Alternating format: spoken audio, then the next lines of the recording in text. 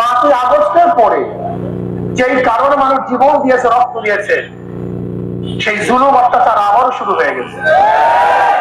সেই অত্যাচার আবারও শুরু। জ্বালাও পোড়াও, দখলদারি, চাঁদাবাজি, মিথ্যা মামলা। 5ই আগস্ট স্বৈরাচার সরকার পতনের পর মাদুদের সবচেয়ে বড় গণজমায়েত আয়োজন করেছে ইসলামী আন্দোলন বাংলাদেশ। মঙ্গলবার বিকেল 4টায় নির্ধারিত সময়ের পূর্বেই মাদুদি এসপি স্কুল মাঠ কানায় কানায় পূর্ণ হয়ে যায়। জমায়েতে প্রধান অতিথির বক্তব্য রাখেন মুফতি সৈয়দ মোহাম্মদ ফয়জুল করিম।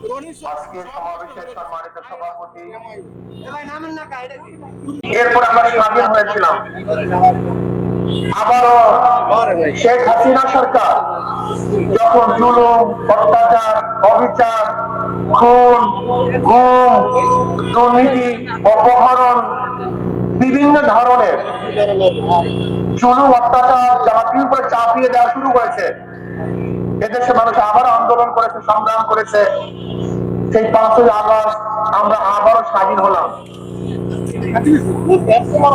কিসের জন্য, কি কারণে মানুষ রক্ত দিয়েছে,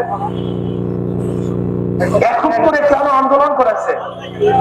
সে একত্তরে আন্দোলনের ভূমিকায় ছিল সাম্য, মানবিক মর্যাদা, সামাজিক ন্যায় বিচার, সাম্য, সবাই সমান, বাংলাদেশের নাগরিক সবার অধিকার সমান, মানবিক মর্যাদা, আশরাফুল মাখলুকাত এই বনি আদমকে শ্রদ্ধা করতে হবে, সম্মান দিতে হবে, তাদেরকে আদর স্নেহ করতে হবে, মানবিক মর্যাদা দিতে হবে, ন্যায় বিচার প্রতিষ্ঠা করতে হবে। যখন বৈষম্য শুরু হয়ে গেল, আবারও মানুষ বৈষম্য বিরোধী আন্দোলনে ঝাঁপিয়ে পড়েছে, রক্ত দিয়েছে, জীবন দিয়েছে, যেন এদেশ দুর্নীতি মুক্ত হয়, এদেশ চাঁদা মুক্ত হয়, এদেশ ডাকাতি মুক্ত হয়, এদেশ মিথ্যা মামলা মুক্ত হয়, এদেশের প্রত্যেকটা মানুষ অধিকার ফিরে পায়। কিন্তু আমরা কি দেখলাম? 5ই আগস্টের পরে যেই কারণে মানুষ জীবন দিয়েছে, রক্ত দিয়েছে, সেই জুলুম অত্যাচার আবারও শুরু হয়ে গেছে। সেই অত্যাচার আবারও শুরু। জ্বালাও পোড়াও, দখলদারি, চাঁদাবাজি, মিথ্যা মামলা। 5ই আগস্টের পরে দেশে আবারও অত্যাচার শুরু হয়েছে, যে কারণে সাধারণ মানুষ ও শিক্ষার্থীরা জীবন দিয়েছে। সেই একই আচরণ করা হচ্ছে এখন সাধারণ মানুষের সাথে। নির্বিঘ্নে মানুষ ঘুরবে, হাঁটবে, চলবে। মানুষ ঋষি হোক, কামার হোক, মজদুর হোক, জেলে হোক, বলেন, আমরা চাই আমাদের দেশের শ্রমিক মজুর সকলেই সমান মর্যাদা পাক। হিন্দু মুসলিম সবাই সমান। মসজিদ নিয়ে কেউ রাজনীতি করে না, কিন্তু মন্দির নিয়ে রাজনীতি করে। একটা দল মন্দির ভেঙে দেশকে অস্থিতিশীল করতে চায়। আমরা মন্দির পাহারা দিয়েছি। ইসলামী দল ক্ষমতায় এলে সকলে দরজা খুলে ঘুমাতে পারবে। সরকার এমন কোনো প্রতিষ্ঠান নেই গত 16 বছরে যেখানে ধ্বংস হয়নি। আগামী সরকার হবে ইসলামী সরকার। এ সময় 3 দফা দাবি রাখেন ইসলামী আন্দোলন বাংলাদেশ। তারা বলেন, জুলাইয়ের হত্যাকাণ্ড ও গত 16 বছরে সংগঠিত রাজনৈতিক ও প্রশাসনিক হত্যা গুমের সুষ্ঠু বিচার করতে হবে। বিদেশে অর্থ পাচারকারীদের সম্পত্তি রাষ্ট্রীয় কোষাগারে জমা রাখতে হবে এবং সবশেষ নির্বাচন কমিশন পুনর্গঠন করে অবাধ ও সুষ্ঠু গ্রহণযোগ্য নির্বাচন দিতে হবে।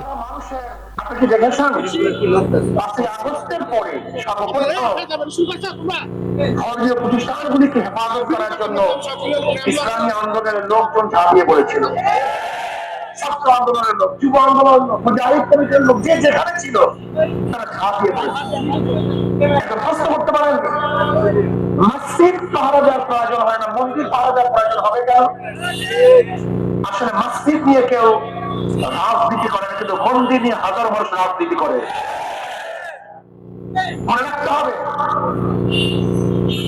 মন্দির ভাঙ্গার জন্য মন্দির পাহারা দেয় না, বরং মন্দির ভেঙ্গে এদেশকে ধ্বংস করার যারা চক্রান্ত করে তাদের বিরুদ্ধে পাহারা দিই।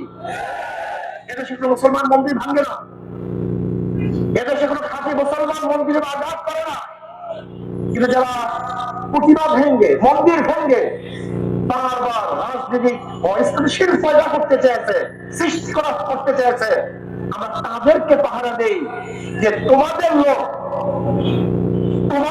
যারা মন্দির ভেঙে এই দেশকে ধ্বংস করতে না পারে এর জন্য পাহারা দেই।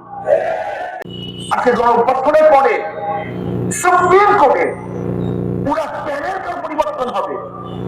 আপনি কি দেখেছেন যেখানে সর্বোচ্চ বিদ্যাপীঠ এবং সর্বোচ্চ বিচারালয় সেখানে নিরপেক্ষতা রক্ষা করতে পারেনি, বজায় রাখতে পারেনি। আশ্চর্য হয়েছে আমরা, এই দেশটা কোথায় চলে গেছে। আসুন আমরা সম্মিলিত ঐক্যবদ্ধ হয়ে আমরা আগামী সরকার করব, ইসলামী সরকার।